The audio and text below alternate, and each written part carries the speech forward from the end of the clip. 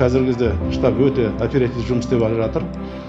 Қазақстан бойынша ең біріншілердің қатарында 2 мен 4-дің арасында штабтың отырысы өтіп, жаңа үстемақының тізімдерін барлығын орталық аппаратқа жіберіп жатыр. Қазіргі таңда бізде ешқандай арыз-шағым жоқ.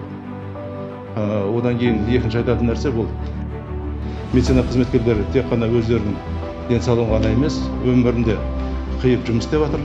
Сондықтан да үстемақыға селқос қарау деген болмайды.